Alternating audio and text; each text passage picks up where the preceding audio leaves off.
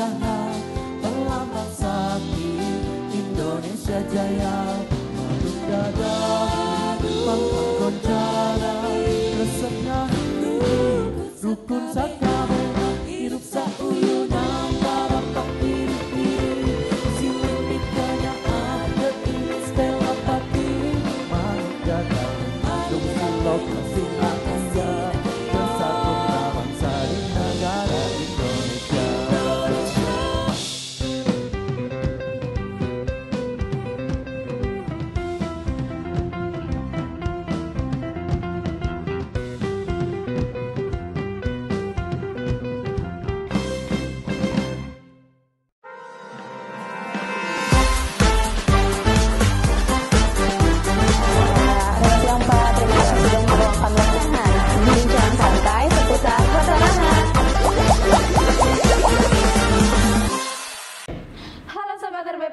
Selamat datang di Bingkai Pertanahan, bincang santai seputar pertanahan. Persembahan dari kantor wilayah BPN Provinsi Jawa Barat bersama saya Zalfa dan saya Helena yang akan memberikan topik-topik informasi dan informatif dan juga menarik seputar dunia pertanahan. Nah, Sobat RBPN, di episode kali ini kita kedatangan tamu yang sangat spesial nih. Nah, beliau ini memiliki pengalaman yang sangat banyak di bidang pertanahan. Wah, pasti Sobat RBPN penasaran sih Teh, siapa sih bintang tamu kita siang hari ini? Betul Zalpa, apalagi isu pertanahan ini memiliki banyak aspek ya, mulai dari regulasi, tata kelola, hingga tantangan-tantangan yang dihadapi di lapangan. Untuk itu, kita perlu mendengar langsung dari ahlinya nih Pak. Kita langsung sambut aja ya, narasumber kita kali ini yaitu Kepala Kantor Wilayah Badan Pertanahan Nasional Provinsi Jawa Barat, Bapak Yuniar Hikmat Ginanjar. Selamat datang Bapak. Selamat siang Pak, terima kasih sudah meluangkan waktunya untuk datang ke Bingkai Pertanahan pada siang hari ini. Iya, senang sekali ya Pak kita di sini bisa ngobrol sama Bapak. Dan tapi sebelum kita masuk ke topik nih ya Pak, boleh nggak Pak sedikit sharing mengenai pengalaman karir Bapak selama di bidang pertanahan? Baik, terima kasih Helena, Zalfa, dan teman-teman semua. Hakikatnya pimpinan di ATN BPN itu ada dua kategori. Yang pertama adalah pimpinan wilayah dan yang kedua adalah namanya pimpinan staf. Jadi kalau pimpinan wilayah itu seperti Kakanwil, kepala kantor. Kalau pimpinan staf itu kalau di pusat ada direktur, ada kepala biro, ada kepala bagian. Kalau di Kanwil ada kepala bidang dan kepala bagian kepala. Saya alhamdulillah dikaruniai sama Tuhan pengalaman kedua-duanya. Saya pernah menjadi kepala kantor di Kabupaten Sukabumi, kemudian Kabupaten Tangerang dan Jakarta Barat. Kemudian kepala bidang, saya pernah menjadi kepala bidang pemberdayaan dan pengendalian pertanahan Kanwil BPN Provinsi Jawa Barat tahun 2014-2016. Nah, sebelumnya itu adalah saya kepala kantor. Kemudian saya juga pernah menjadi pimpinan wilayah di 3 provinsi, yaitu Sumatera Selatan, Kalimantan Selatan, Sumatera Selatan, dan Lampung. Serta pernah juga menjadi pimpinan staf di kementerian, yaitu sebagai Direktur Penata Gunaan Tanah 2022 sampai dengan 2023. Nah, jadi alhamdulillah sudah lengkap semua. Bahkan saya termasuk termasuk orang ATN BPN yang sekarang ini yang pernah mengalami beberapa perubahan nomenklatur kementerian. Saya pernah mengalami dulu agraria itu merupakan salah satu direktorat di Kementerian Dalam Negeri, waktu namanya Direktorat Agraria. Waktu NIP saya 0101. Jadi tinggal hanya beberapa orang bisa dihitung yang pernah mengalami NIP 0101 gitu. Kemudian juga saya pernah mengalami juga di BPN dengan NIP 75. Dan yang sekarang alhamdulillah NIP yang sesuai dengan tanggal, bulan, dan tahun kelahiran. Kalau dihitung-hitung saya memegang SK itu sudah 38 tahun 6 bulan. Nah, kemudian sudah bertugas di 6 provinsi, sekali di pusat. Yang di provinsi itu seperti di Banten itu pernah 2 kali, di Jawa Barat itu pernah sampai 4 kali kesempatan, yaitu sebagai staf, sebagai kepala seksi, sebagai kepala kantor eselon 3 dan kepala bidang.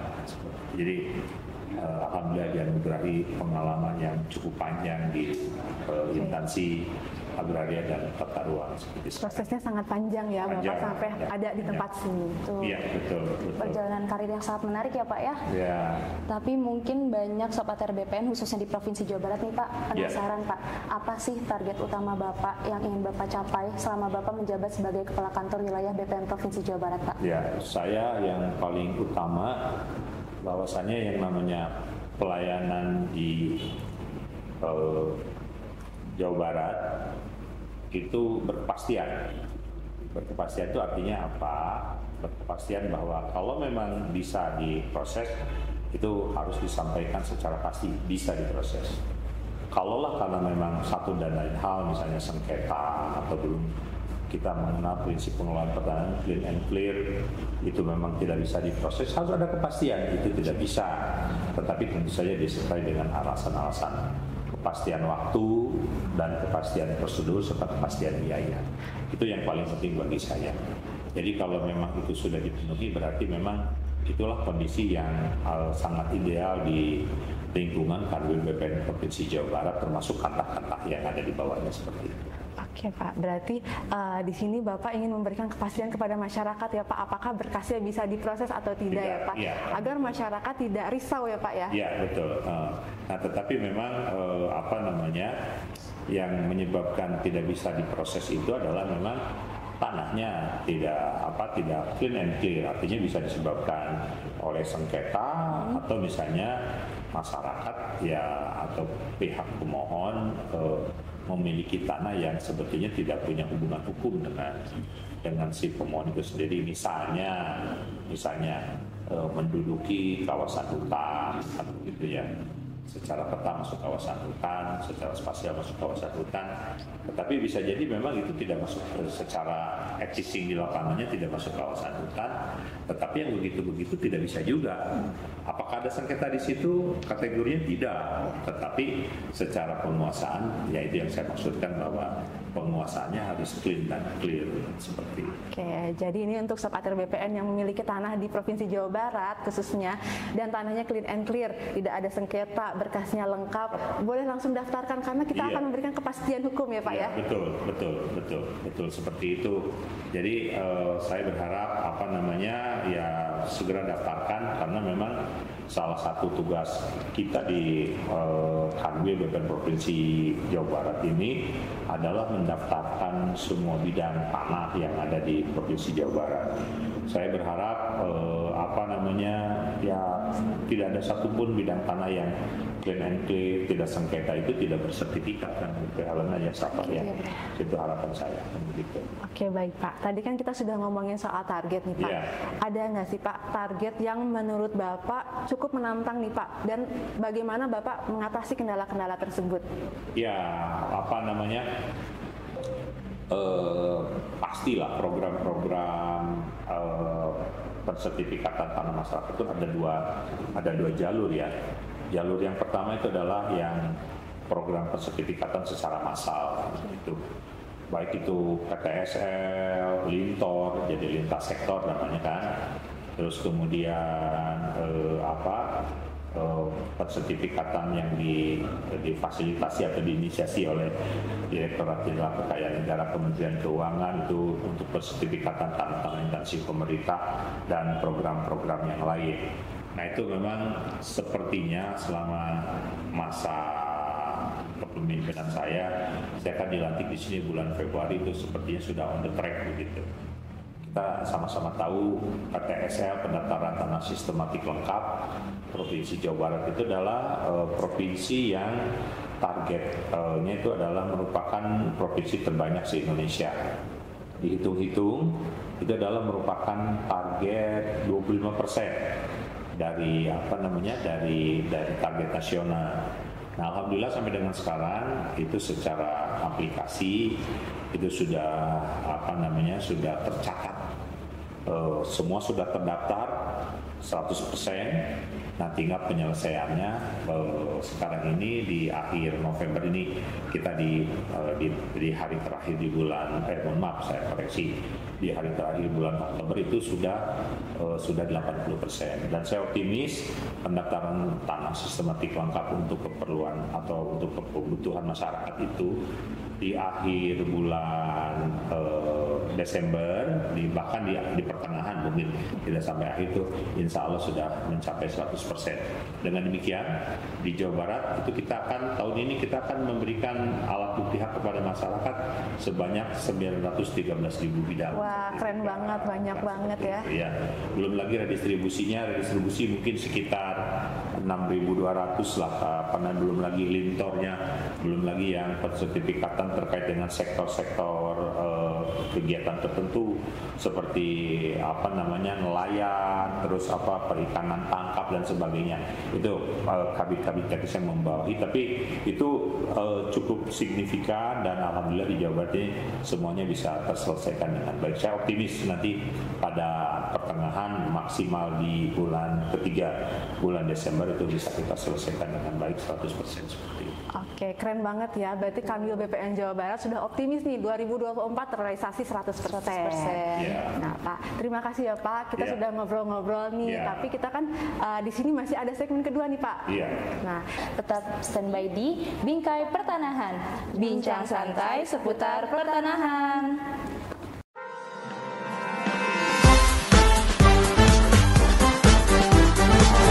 Selamat siang Pak, terima kasih sudah meluangkan waktunya. Bincang santai seputar pertanahan. Halo Sobat RBPN, selamat datang di Bingkai Pertanahan. Bincang santai seputar pertanahan. Nah Pak, tadi kan kita sudah menjelaskan mengenai target-target Kanwil BPN Jawa Barat. Tadi juga Bapak menjelaskan mengenai PTSL ya Pak, program PTSL. Nah, program PTSL ini kan memiliki peran yang sangat penting untuk pembangunan ekonomi masyarakat ya Pak. Dalam pandangan Bapak nih Pak, bagaimana program PTSL ini dapat mendorong peningkatan ekonomi masyarakat khususnya Jawa Barat? Ya, jadi begini, itu secara nilai tambah daripada sertifikatan memang itu luar biasa sekali ya. Jadi semenjak adanya program PTSL itu kenaikan penerimaan PNBP, terus perputaran uang secara keekonomian dari sisi berapa bidang tanah yang akhirnya bisa menjadi agunan itu sungguh sangat luar biasa. Tetapi memang terus terang saya tidak hafal, tetapi cukup banyak kenaikan-kenaikan, dan ini nanti Helena sama Safa juga boleh nanti bisa tanyalah kepada Kabid atau Ibu Kabag, misalnya value edited ya, value edited yang edited value daripada itu. Pokoknya nilai keekonomian yang bertambah semenjak digulirkan PTS itu luar biasa ya. Signifikan ya Pak? Signifikan, sangat signifikan sekali. PNBP berapa, PPH-nya berapa, BPHTB-nya berapa, sangat signifikan di Jawa Barat tuh. Kalau tidak salah malah yang secara nasional juga termasuk yang paling besar kan begitu. Nah, tetapi di lain pihak ada juga program pemerintah terkait dengan pemberdayaan masyarakat. Nah, kita nanti karena begini, karena ada anggapan begitu ya. Kalau misalnya persertifikatan terutama sektor kegiatan redistribusi tanah untuk masyarakat kecil ya, itu kalau misalnya tidak dibarengi dengan namanya akses reform ya, karena reform agraria itu kan terdiri dua kegiatan besar. Yang pertama adalah aset reform dan akses reform. Kalau aset reformnya itu adalah pensertifikatan ya, ada PTSL, ada Redis, ada Lintor, ada pensertifikatan yang terkait dengan kegiatan-kegiatan tertentu yang seperti saya sampaikan tadi, kegiatan nelayan, perikanan tangkap dan sebagainya ya. Nah itu apabila tidak dibarengi dengan pendampingan dari kita menuju pusat-pusat kegiatan ekonomi itu sendiri, itu bahkan melegalisasi kemiskinan gitu. Masyarakat yang tadinya katakanlah penggarap tanah perkebunan kan begitu, tidak bisa jual, tidak ada nilai ekonomi. Nah, tetapi begitu sertifikat itu kan jadi punya legalitas untuk menjual.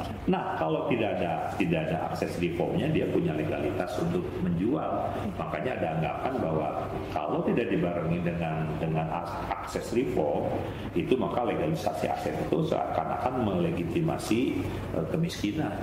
Karena sertifikat sudah jadi dijual ya miskin lagi. Iya betul Pak. Itu.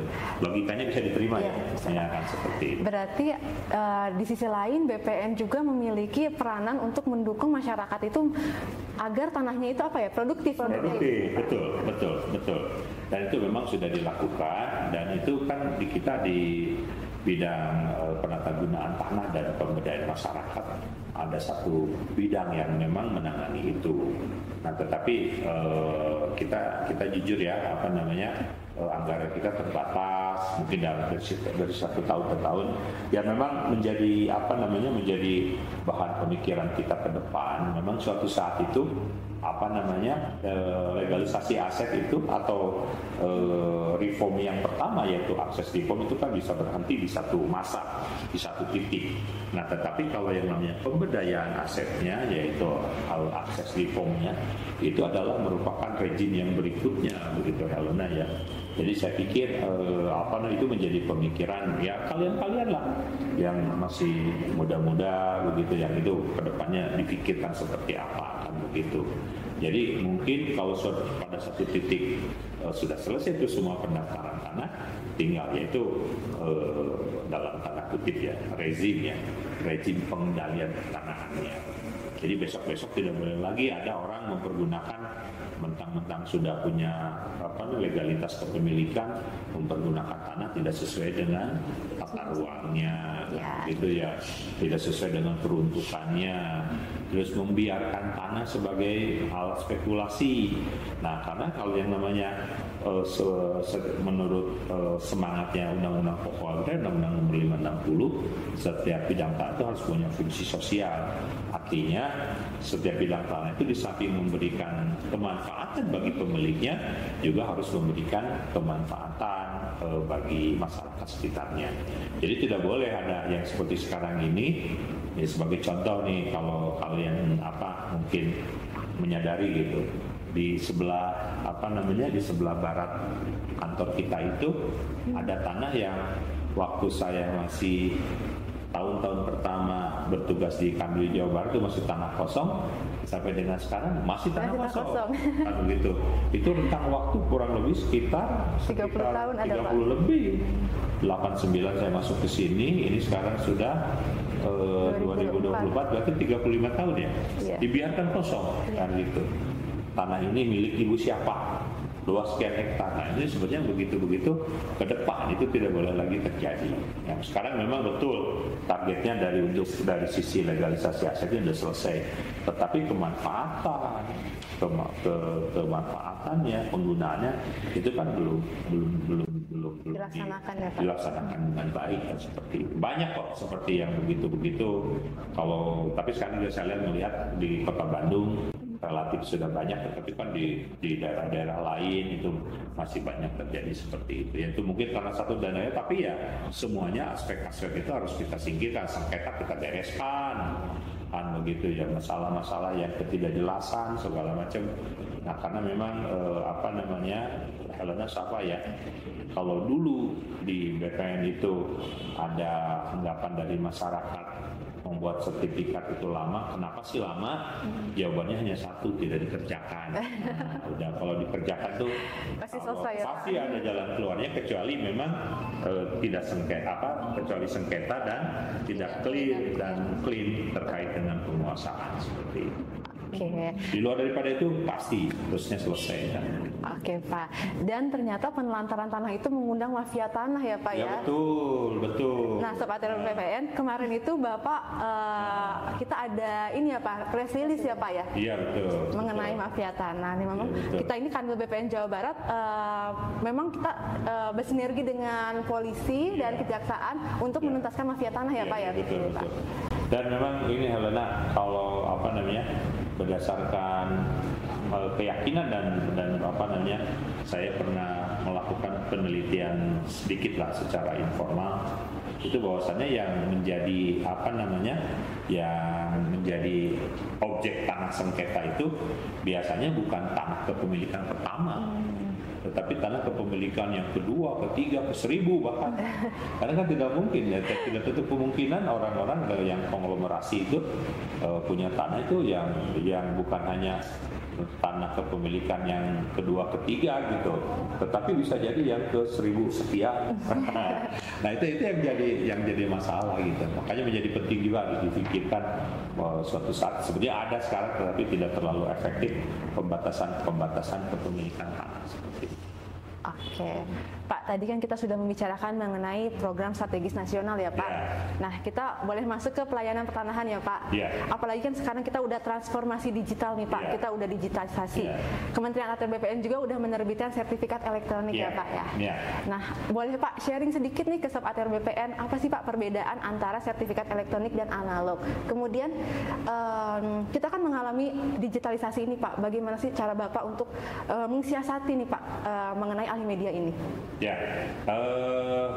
Pertama begini, saya mau menyampaikan bahwa seluruh kantor pertanahan yang ada di Provinsi Jawa Barat, di Jawa Barat ini kan terdiri daripada 27 kabupaten kota ya. Nah, tapi kalau sakernya itu ada 29. Jadi jadi gini, wilayah administrasi pemerintahannya ada satu di provinsi, 27 kabupaten kota se-Jawa Barat. Nah, tetapi kalau saker pertanahannya itu ada 29, satu di Kanwil, ada 28 di kabupaten kota ya. Nah ini karena Kabupaten Bogor memiliki 2 kantor pertanahan, Bogor 1 dan Bogor 2. Bogor 1 itu induk, Bogor 2 adalah wilayah timur Kabupaten Bogor. Nah semuanya kantor pertanahan itu mulai 1 Juni itu semua sudah menerapkan pelayanan secara elektronik kan, begitu. Nah itu di deklarasinya terakhir itu dilaksanakan oleh di hadapan Pak Menteri di Gedung Sate, dihadiri juga oleh Pak PJ Gubernur Jawa Barat. Jadi semua kantor pertanahan di se-Jawa Barat ini sudah melaksanakan atau mengaplikasikan pelayanan elektronik. Pertanyaan Helena, apakah perbedaannya? Ya pasti banyak lah, ya pasti banyak. Secara physically juga berbeda ya. Kalau yang masih analog itu bisa beberapa halaman kan begitu ya. Kalau sekarang secara physically itu hanya 1 lembar. Secara sistemnya, secara aplikasi pasti berbeda. Pasti berbeda itu bahwa kalau semua perbuatan itu dulu dicatat secara manual. Itu sangat rentan sekali dipalsukan karena yang namanya manual analog itu kan pasti memerlukan tanda tangan pejabat yang bersangkutan secara, kalau istilah birokrasi itu tanda tangan basah begitu. Nah kalau sekarang itu pasti tanda tangan elektronik. Nah secara sistem juga, secara spasialnya itu sertifikat elektronik itu semua sudah terpetakan di dalam peta pendaftaran tanah digital kita. Jadi rasa-rasanya sangat kecil kemungkinan ada sertifikat elektronik yang tumpang tindih. Jadi beberapa keunggulan sertifikat elektronik itu, yang pertama memang rasa-rasanya untuk tumpang tindih jelas sangat kecil. Yang kedua, untuk dipalsukan juga harusnya itu relatif kecil kan begitu, karena untuk melakukan pengecekan kan cukup dengan barcode saja kan gitu, kalau memang itu terdaftar. Nah, tetapi juga bukan berarti bahwa sertifikat elektronik itu bisa diakses oleh orang yang bukan berhak, itu hanya orang yang berhak yang bisa mengakses itu. Terus yang ketiga itu secara spasial juga bisa diketahui ini di mana kan seperti itu. Arah menuju ke sana, Helena, itu memang diperlukan langkah-langkah yang cukup panjang, cukup berat, menguras energi dan waktu, tetapi itu semua adalah salah satu jawaban kementerian, khususnya Kanwil BPN Provinsi Jawa Barat, menjawab keniscayaan zaman kan ya.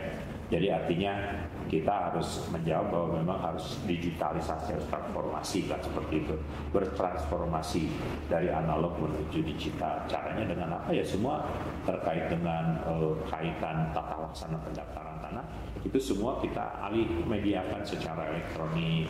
Jadi dari namanya surat ukur, buku tanah, ada validasi, semuanya yang masuk ke dalam sistem digital kita gitu. Insya Allah aman karena memang servernya juga terpusat. Nah, bahkan di pusat sendiri juga servernya ada 2, kalau tidak salah, satu di Jogja, satu di Pulau Bali kalau nggak salah. Jadi insya Allah aman. Kalau nanti peretasan itu kalau di kita di BPN itu relatif sangat kecil seperti itu. Oke, Pak. Nah, mungkin sobat BPN nih yang punya sertifikat analog dan mau mendigitalisasikan menjadi sertifikat elektronik bisa langsung datang ke kantor pertanahan ya, betul, Pak ya? Betul, datang langsung. Tetapi ya mohon maaf, ini kan semuanya kan learning by doing. Artinya belajar sambil bekerja. Jadi mohon kami bukan bermaksud disclaimer, tapi bagaimanapun juga kan kalau namanya ujungnya daripada pelayanan adalah kepuasan pihak pengguna layanan itu sendiri. Jadi kalau seandainya semasa alih media ini itu kan menyangkut kultur juga, menyangkut kebiasaan juga, baik kebiasaan masyarakat maupun kebiasaan teman-teman kita internal, itu pasti ada semacam penyesuaian ya. Jadi mohon difahami, mohon dimaklumi kalau terjadi sedikit keterlambatan, ada semacam bottleneck gitu ya, macetan botol leher karena seperti itu. Tetapi percayalah, itu seiring dengan waktu pasti akan berjalan lebih baik. Karena saya kembalikan lagi gitu, di BPN ini sebetulnya tidak ada pelayanan yang tidak lama kecuali tidak dikerjakan, kecuali bersengketa, kecuali tidak clear kan begitu. Jadi kalau misalnya alih media, insya Allah nanti suatu saat akan bisa kita persingkat seperti itu. Oke, baik. Nah, selain itu Pak, dengar-dengar BPN itu kan ada program Kota Lengkap juga ya Pak, di mana seluruh wilayahnya itu agar datanya itu dapat dikumpulkan secara digital ya Pak ya. Nah, itu sendiri tuh udah ada berapa kantor pertanahan sih Pak di Jawa Barat yang sudah mendeklarasikan Kota Lengkap? Baik, yang sudah mendeklarasikan Kota Lengkap itu pertama adalah Kota Cimahi, kemudian Kota Bogor, kemudian Kota Sukabumi, terakhir itu 4 kota di mana di Jogja waktu itu, di Surabaya, di Surabaya, yaitu Kota Banjar, Kota Depok, Kota Bandung, dan Kota Cirebon. Nah, itu jadi ada 7 kota yang sudah merupakan kota lengkap. Jadi dengan demikian di Jawa Barat ini tinggal Kota Tasik dan Kota Bekasi yang belum dideklarasikan sebagai kota lengkap. Jadi yang 7-nya sudah kota lengkap semua. Oke. Pak, tadi kan Kota Lengkap itu kan sebenarnya untuk mendukung transparansi ya Pak? Iya, betul. Nah, dalam hal reformasi birokrasi ini kan kita juga harus menerapkan zona integritas ya Pak, untuk menuju WBK dan WBBM. Nah, bagaimana sih Pak, boleh Pak diceritakan apa aja langkah Bapak untuk memastikan bahwa Kanwil BPN Jawa Barat dan Satker Kerja lainnya untuk dapat menuju ke WBK dan WBBM? Ya, semangat kita itu yang paling penting. Sebetulnya kan WBK, WBBM itu kan predikat ya. Yang paling penting adalah semangatnya dulu gitu. Jadi mari kita membangun semangat bahwa kalau bisa dipermudah, kenapa harus dipersulit? Kalau bisa disederhanakan, kenapa harus dipanjang-panjangkan?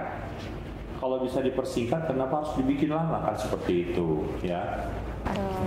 Nah, terakhir nih Pak, apa Pak harapan dari Bapak terhadap pelayanan-pelayanan khususnya di Kanwil BPN Provinsi Jawa Barat terhadap masyarakat nih Pak di Jawa Barat? Iya, baik Pak.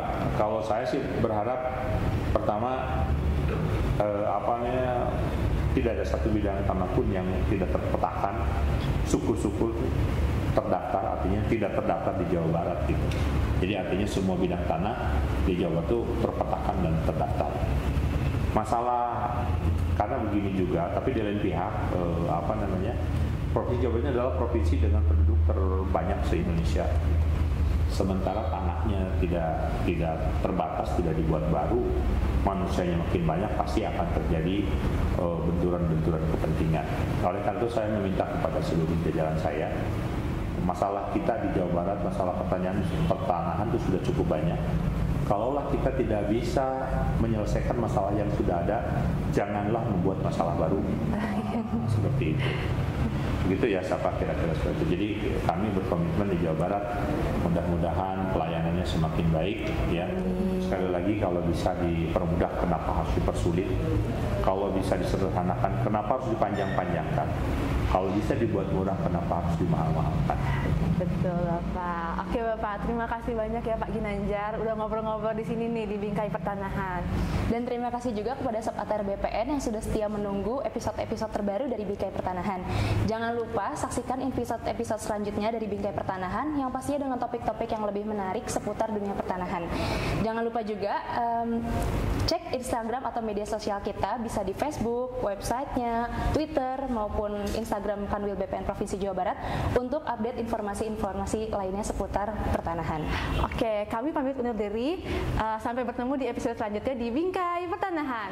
Bincang santai seputar pertanahan.